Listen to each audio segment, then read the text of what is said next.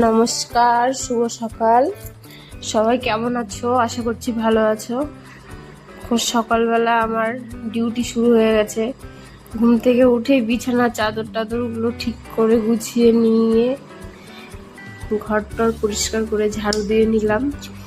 এদিকে দেখো, বুনু এখনো ঘুম থেকে ওঠেইনি।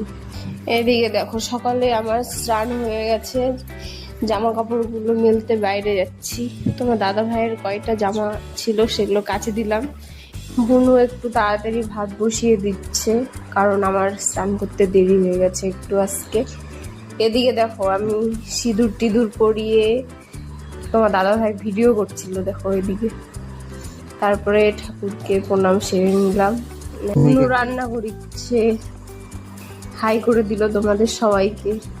দেখো এদিকে বাইরের আবহাওয়াটা তোমাদেরকে দেখালাম, কত সুন্দর পরিবেশটা। আমরা আবার আম পাড়তে এসেছি, লগার নিয়ে আমি লবণ ঝাল সবকিছু বাড়ি থেকে নিয়ে এসেছি। আমাদের বাড়ির এই তো পাশেই। ও যা ছিল না আমটা খেতে। দেখো মা এদিকে রান্না করতে বসে পড়েছে, বুনু ভাত নামিয়েছে। এইদিকে দেখো, বিকেল বেলা আমাদের পুকুরের পাড়ে খুব আড্ডা হয়, ওখানে বাবা মা দাঁড়িয়ে আছে। আর এদিকে দেখো, আমরা বিকেল বেলা পুজো বাড়িতে যাবো জন্য তিনজন যাব। দিদা যাবে, আমার বুনু, আমি। এই তো রেডি হয়ে গেছি।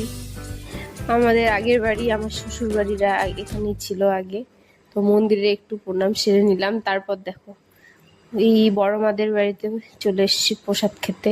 আমরা পুজো খেয়ে হাত মুখ ধুয়ে বাড়ি এসি। আর আমার ছোট্ট ব্লগটি, নতুন ব্লগটি তোমাদের কেমন লাগলো অবশ্যই কমেন্ট করে জানাবে।